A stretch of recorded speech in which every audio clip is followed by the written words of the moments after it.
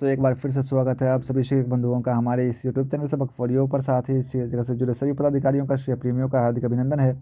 शिक्षक साथियों, चलिए हम आज बात करने वाले हैं बिहार विद्यालय विशिष्ट शिक्षक नियमावली 2023 के नियम 4 के परिप्रेक्ष्य में स्थानीय निकाय शिक्षकों के सक्षमता परीक्षा हेतु मार्गदर्शिका गाइडलाइंस के बारे में कहाँ तक सही है, कहाँ तक गलत है, चलिए हम इस पर बात करने की कोशिश करेंगे। इससे पहले हम एक बार आपसे निवेदन करना चाहेंगे, दरखास्त करना चाहेंगे, अगर अभी तक हमारे चैनल को सब्सक्राइब नहीं किए हैं तो चैनल को सब्सक्राइब कर लें ताकि आप अपडेट से जुड़े रहेंगे। तो शिक्षक साथियों, चलिए हम बात करते हैं मार्गदर्शिका की कि क्या सही है या गलत है। सबसे पहले बात कर लेते हैं कि क्या क्या कहा गया है इस मार्गदर्शिका में। तो चलिए हम बात करते हैं कि संरचना के बारे में कि किस सिस्टम से कैसे एग्ज़ाम को लिया जाएगा, ये जो सक्षमता परीक्षा होगा वो कैसे होगा और इसका जो है क्या आधार होगा। तो सक्षमता परीक्षा के प्रश्न बहुविकल्पीय होंगे। ये चीज़ जो है बात है समझने वाली, ठीक है, ये बहुविकल्पीय होंगे, ठीक है। प्रत्येक प्रश्न जो है वो एक एक अंक का होगा, ये भी बात सही है। नेगेटिव मार्किंग नहीं होगी, ये भी बात दुरुस्त है, मानने वाली बात है। अगला जो पॉइंट है, परीक्षा का जो विषय है, परीक्षा का विषय है राज्य के प्राथमिक, मध्य माध्यमिक, उच्च माध्यमिक कक्षाओं के लिए निर्धारित पाठ्यक्रम अनुसार पढ़ाए जाने वाले सभी विषय। तो सभी विषय, क्या आपको लगता है कि ये जो सभी विषय है इससे 150 प्रश्न जो होंगे उसमें सभी विषय को जो है समेटा जा सकता है? तो आपका जवाब होगा बिल्कुल समेटा जा सकता है। लेकिन जो जिस स्तर के शिक्षक होंगे, अगर प्राथमिक स्तर के हैं या मध्य स्तर के हैं, माध्यमिक स्तर के हैं, तो उसके अनुसार से ही सवाल को बैठाया जाएगा, उसके स्तर का ही सवाल आएगा। लेकिन एक बात और यहाँ पर समझने वाली है कि आपको विभागीय प्रश्न भी इसमें होंगे, क्योंकि विभाग में आप इतने दिन से जुड़े हुए हैं और इतना आपको कार्य अनुभव है, तो निश्चित रूप से आपको विभागीय प्रश्न होंगे ही। तो इसमें जो है आपको जो जिस स्तर के शिक्षक होंगे उस उस स्तर का क्वेश्चन होगा। ये भी बात सही है, मानने वाली बात है कि इस तरह से हो सकता है। अब जो अगला बिंदु है वो है पाठ्यक्रम।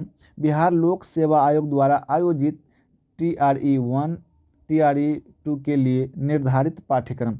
इसमें अगर इस तरह का पाठ्यक्रम आता है तो क्यों नहीं बिहार लोक सेवा आयोग के द्वारा इस परीक्षा को लिया गया, क्यों नहीं BPSC के द्वारा ही इस सक्षमता परीक्षा को आयोजित करवाया गया, ताकि जो सम्मान है, जो इज़्ज़त आबरू है शिक्षकों की, वो बच जाती और ये नहीं जो है सुनने को मिलता कि ये तो मामूली सा परीक्षा है, इस तरह की बात सामने नहीं आती।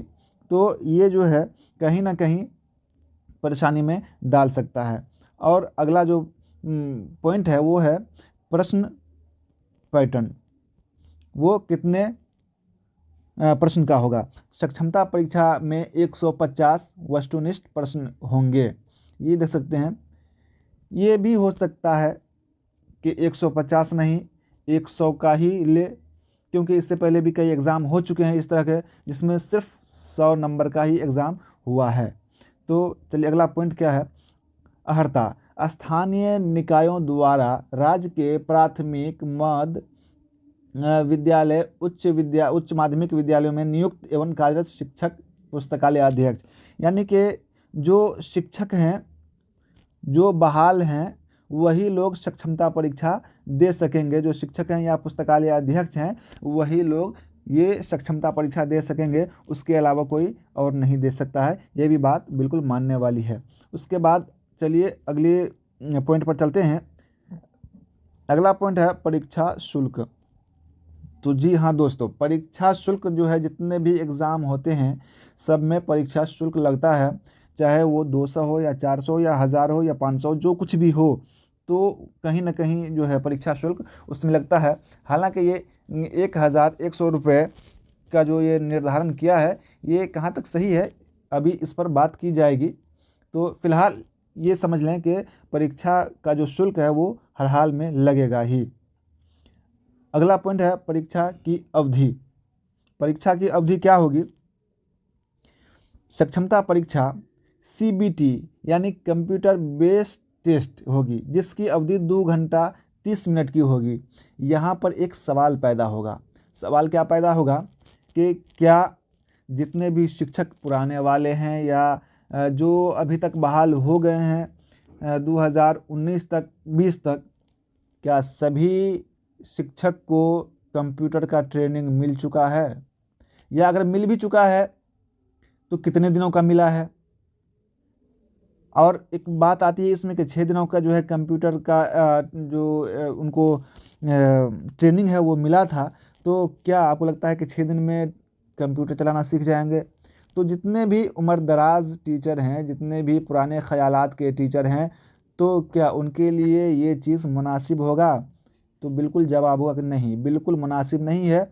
CBT कंप्यूटर बेस्ड टेस्ट के ज़रिए से अगर होती है तो ये परेशानी का सबब बन सकता है। इसको कहीं ना कहीं संशोधन की आवश्यकता होगी इसमें।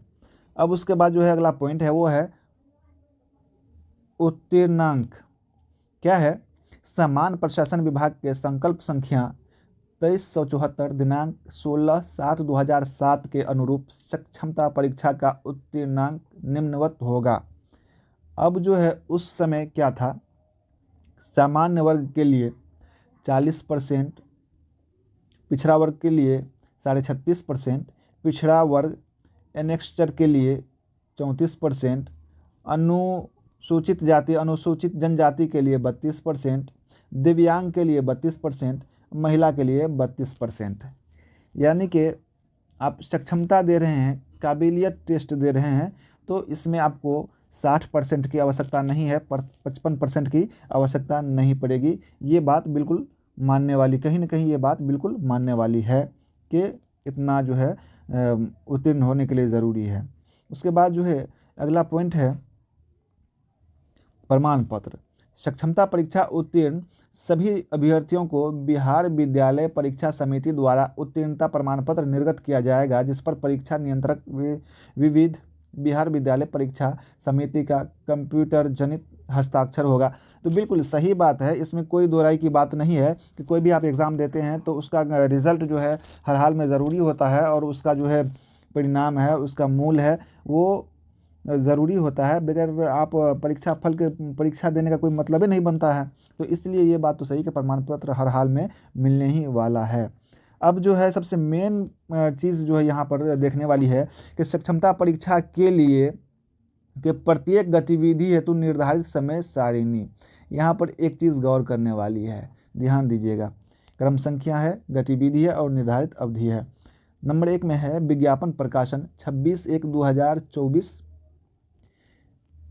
और उसके बाद जो है ऑनलाइन आवेदन प्राप्ति की तिथि 1/2/2024 से 15/2/2024। देखिए बस थोड़ा इसी पर ध्यान दीजिएगा। उसके बाद जो है अगला पॉइंट है 3 नंबर में, शिक्षक अभ्यर्थी द्वारा एडमिट कार्ड डाउनलोड करना। एडमिट कार्ड डाउनलोड करना कब से कब तक है? 5/2/2024 से 16/2/2024 तक।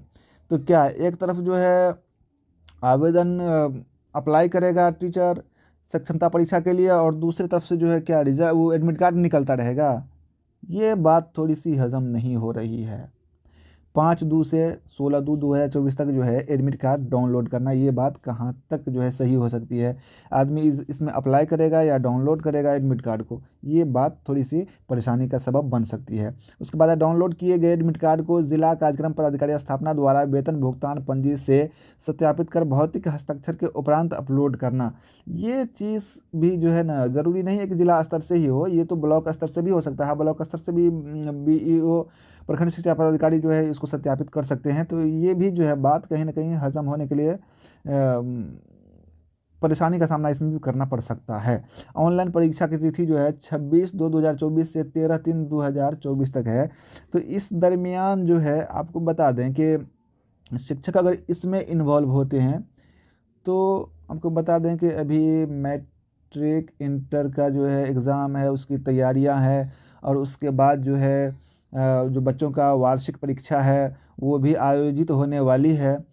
तो क्या इतनी जल्दी संभव हो पाएगा, या शिक्षकों को भी पढ़ने का कुछ मौका दिया जाएगा कि कुछ जो है शिक्षक भी अपना स्टडी कर लें, कुछ पढ़ लें? ये बात भी थोड़ी सी कन्फ्यूज़न करने वाली है। तो देखिए आगे क्या होता है। उसके बाद अगला पॉइंट है विशेष अनुदेश कि परीक्षा फार्म प्रपत्र विभागीय अनुमोदन उपरांत जारी किया जाएगा। परीक्षा फार्म जो है बाद में विभागीय अनुमोदन उपरांत जारी किया जाएगा। ठीक है, ये तो अच्छी बात है कि मतलब जो है जब तक अनुमोदन नहीं होगा तब तक जो है जारी नहीं किया जाएगा। शिक्षक अभ्यर्थी द्वारा सक्षमता परीक्षा हेतु आवेदन पत्र बिहार विद्यालय परीक्षा समिति के पोर्टल पर ऑनलाइन भरा जाएगा। हाँ ठीक है, ये बात भी मानने वाली है कि जो है जो भी फॉर्म भरा जाएगा वो बिहार विद्यालय परीक्षा समिति का जो पोर्टल है उस पर ही भरा जाएगा, क्योंकि बिहार विद्यालय परीक्षा समिति को ही जो है परीक्षा के लिए परीक्षा की जिम्मेदारी दी गई है। तो ये भी बात सही है। उसके बाद है अगला पॉइंट, परीक्षा फार्म भरते समय शिक्षक अभ्यर्थी द्वारा खास कर पिता पति का नाम, जन्म तिथि एवं योगदान तिथि इत्यादि सही भरा गया है या नहीं मिलान करने के उपरांत सबमिट किया जाएगा। हाँ ये बात भी सही है, बिल्कुल जो है इस तरह की बात होती है, आदमी तो इसमें बहुत ख्याल करके ही फॉर्म भरता है, तो ये भी बात सही है। अगला पॉइंट है शिक्षक अभ्यर्थी द्वारा परीक्षा फॉर्म भरते समय आधार कार्ड, मैट्रिक का प्रमाण पत्र, सीटेट, टीटी, सीटीटी, एसटीटी उत्तीर्णता प्रमाण पत्र, प्रशैक्षणिक तथा शैक्षणिक प्रमाण पत्र एवं नियोजन इकाई द्वारा जारी नियुक्ति पत्र अपलोड करना होगा। हाँ ठीक है, ये सब चीज़ भी जो है सही है, इस चीज़ को भी अपलोड करने में कोई माने नहीं है, कोई बाध्यता नहीं है, ये भी हो सकता है। तो और उसके बाद जो है अगला पॉइंट है परीक्षा फार्म भरते समय शिक्षक अभ्यर्थियों को 3 जिलों का विकल्प देना अनिवार्य होगा। जिला का आवंटन बिहार विद्यालय परीक्षा समिति एवं विद्यालय का आवंटन विभाग द्वारा किया जाएगा। इस पर जो है बिल्कुल मंथन चल रहा है, बिल्कुल मंथन चल रहा है और इस पर बहुत सारी बातें चल रही है, विचार चल रहा है कि 3 जिलों का जो ऑप्शन दिया जाएगा तो क्या जो है इससे शिक्षक अभ्यर्थियों को, शिक्षकों को फ़ायदा होने वाला है या नहीं, इस पर मंथन चल रहा है। उम्मीद है कि ये चीज़ें ख़त्म हो जाएगी और जो है या तो नियोजन इकाई दे दे ऑप्शन में या फिर ब्लॉक स्तर दे दे, तो ये बात सही होगी। ब्लॉक स्तर पे अगर देता है तो बेहतर होगा, ताकि शिक्षक जो है अपने आसपास के ब्लॉक में रहें, ताकि अपने घर से 15 किलोमीटर की दूरी में रह सकें। जिस तरह से जो है माननीय SC/ST के पाठक का जो निर्देश है 15 किलोमीटर की दूरी की परिधि में रहना है, तो ये चीज़ें जो है बेहतर होगा। तो ये 3 जिलों का ऑप्शन जो है देखिए इस बात चल रही है, हालांकि अभी तक तो वही बात है, लेकिन आगे क्या होता है देखा जाएगा। उसके बाद जो है अगला पॉइंट है शिक्षक अभ्यर्थी द्वारा भरे गए आवेदन सबमिट करने के उपरांत संबंधित जिला के जिला कार्यक्रम पदाधिकारी स्थापना के लॉगिन में जाएगा। तो पश्चात जिला कार्यक्रम पदाधिकारी स्थापना द्वारा जांचोपरांत इसे अंतिम रूप से सबमिट किया जाएगा, जिस पर जिला कार्यक्रम पदाधिकारी स्थापना का डिजिटल हस्ताक्षर अंकित होगा। ये तो भी जो है ये सब बातें जो है बात को बढ़ाने वाली होगी, इतने लंबे चौड़े जो है रास्ते से नहीं गुजरना होगा। उम्मीद है देखिए आगे कैसे क्या होता है। ऑनलाइन परीक्षा लेने वाली एजेंसी दो मशीन 2 महीने के लिए जिला शिक्षा पदाधिकारी को देंगी, ताकि शिक्षक अभ्यर्थी का थंब इम्प्रेशन एवं आइरिस रिकॉग्निशन आँख की पुतली का सत्यापन लिया जा सकेगा। ये बात क्या है, ये समझ से बाहर है। सत्यापन करने की मशीन देने की ज़रूरत है, ये तो आसानी से हो जाता है, वैसे भी तुरंत जो है 2-4 घंटे का खेल होता है। उसके बाद जो है अगला पॉइंट है एडमिट कार्ड में QR कोड एवं बार कोड अंकित होगा। ये तो संभव है, ये तो बिल्कुल संभव है। एडमिट कार्ड में जो है QR कोड भी आता है और उसमें बार कोड भी जो है लगा रहता है, ये तो संभव है। ये चीज़ अभी हाल ही में जो है CTET का एग्ज़ाम हुआ, उसमें भी इस तरह का मामला था। उसके बाद अगला पॉइंट है प्रत्येक परीक्षा केंद्र के लिए आवंटित अभ्यर्थियों को सीटिंग अरेंजमेंट में यथासंभव यह ध्यान रखा जाएगा कि एक ही विषय का अभ्यर्थी एक साथ नहीं बैठे। हाँ भाई ठीक है, इस पर आप ध्यान दे दीजिए, बहुत अच्छी बात है। एक जगह जो है एक ही विषय का शिक्षक ना बैठे, क्योंकि बैठाइएगा तो हो सकता है कहीं इधर से उधर लुका छिपी कर ले, देख ले, ये तो मुमकिन है। ये ठीक है, अच्छी बात है, अलग अलग बैठाइए। उसके बाद जो है परीक्षा केंद्र पर एडमिट कार्ड पर वीक्षक केंद्र अधीक्षक का हस्ताक्षर एवं मुहर लगेगा। हाँ ठीक है, ये भी अच्छी बात है, मुहर लगाइए, बहुत बढ़िया बात है, ताकि जो है एडमिट कार्ड भी जो है एकदम बिल्कुल मजबूत हो जाए, पुख्ता हो जाए। तो उसके बाद जो है चलिए अगला पॉइंट हम देखते हैं क्या है।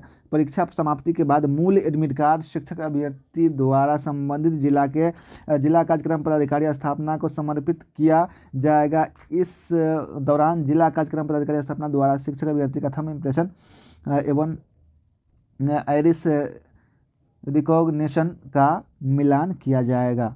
तो ये चीज़ जो है ना, ठीक है, मिलान तो अभी हो रहा है, जो अभी बीपीएससी के द्वारा जो शिक्षक बहाल हुए हैं उनको किस तरीके से जो है करवाया गया है तो देख ही लिए, और सभी जो जितने भी शिक्षक हैं वो सभी भली भांति जानते ही हैं कि क्या होने वाला है। जब इस तरह की जांच होती है तो आदमी खुद सतर्क रहता है। अगला पॉइंट क्या है कि सक्षमता परीक्षा की संपूर्ण प्रक्रिया के दौरान सभी शिक्षक अभ्यर्थी का 3 बार थंब इम्प्रेशन एवं आइरिस रिकॉग्निशन का मिलान किया जाएगा। एक बार परीक्षा केंद्र पर, दूसरी बार काउंसलिंग के समय, तीसरी बार विद्यालय में योगदान के समय। ठीक है, आप जितनी बार कर लें, आप जो फर्जी होगा वो तो भाग जाएगा, आप थोड़ी आएगा, वो फर्जी वाला सबकी हालत ख़राब हो गई है।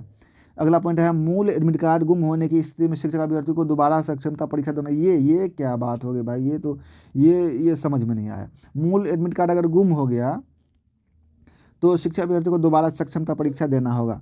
अगर एडमिट कार्ड जो है गुम हो गया तो दोबारा से थोड़ी देना पड़ेगा। एडमिट कार्ड कहीं भी मोबाइल में रह सकता है, आजकल तो जो है वैसे भी पीडीएफ आदमी डाउनलोड करके रखता है, तभी जो है निकालता, ऑनलाइन निकालता है तो कभी भी निकाल सकता है ना। तो ये बात तो समझ में नहीं आ रही है, दोबारा सक्षमता परीक्षा ही देना पड़ेगा, ये दूसरी बात होगी। चलिए, वैसे शिक्षक अभ्यर्थी जिन्हें सक्षमता परीक्षा देना है, ऑनलाइन से संबंधित प्रैक्टिस नज़दीकी प्राथमिक शिक्षक प्रशिक्षण संस्थान, जिला शिक्षा एवं प्रशिक्षण संस्थान, शिक्षण प्रशिक्षण महाविद्यालय में संध्या 7:30 बजे से 9:30 बजे तक कर सकते हैं। लेकिन रात में करेंगे या दिन में करेंगे, ये भी एक सोचने वाली बात है। प्रैक्टिस करने के लिए आपको इन जगहों पर जो है प्राथमिक शिक्षक प्रशिक्षण संस्थान है या जिला शिक्षा एवं प्रशिक्षण संस्थान है तो या प्रशिक्षण महाविद्यालय है, तो यहाँ पर 7:30 बजे से 9:30 बजे तक जो है, क्योंकि वहाँ पर कंप्यूटर क्लास चलता है और कंप्यूटर के टीचर भी वहाँ पर बहाल होते हैं। तो वहाँ पर अगर आप प्रैक्टिस करना चाहें, सीखना चाहें तो प्रशिक्षण ले सकते हैं, सीख सकते हैं। ये तो मुमकिन है, लेकिन किसके पास इतना जो है समय होगा जो रात में जाएगा सीखने के लिए। चलिए, अगला जो है क्या पॉइंट है, सक्षमता परीक्षा उत्तीर्णता के पश्चात सभी उत्तीर्ण अभ्यर्थियों को विद्यालय आवंटन के पूर्व काउंसलिंग होगा, जिसमें उनके प्रमाण पत्रों की जांच की जाएगी तथा सबमिशन एंड आइरिस रिकॉग्निशन का मिलान किया जाएगा। ठीक है, आप जितनी बार करना चाहें आप कर लीजिए, कोई दिक्कत नहीं है। जो सही होगा, जो फ्रेश होगा, जो निडर होगा, वो उसको कोई टेंशन नहीं है। तो शिक्षक साथियों, ये जो सबसे बड़ी बात है, ये गाइडलाइन कहाँ से आया है और क्यों आया है, ये अभी तक जो है बात सामने आ रही है। इसमें न कहीं से जो है कोई सत्यापन दिख रहा है, न कोई जो है किसी पोर्टल पे आया है, न किसी विभाग के द्वारा जो है इसको शाये किया गया है, प्रकाशित किया गया है। बस यूं ही कह लिया जाए कि किसी ने इसको फेक बनाया है शायद। लेकिन आगे जो भी कुछ भी होगा, इस तरह की बातें सामने आ सकती है, तो आप धैर्य रखिए। जो भी होगा आगे जो है इस पर बात की जाएगी, चर्चा की जाएगी। तब तक हमारे साथ बने रहने के लिए बहुत बहुत धन्यवाद।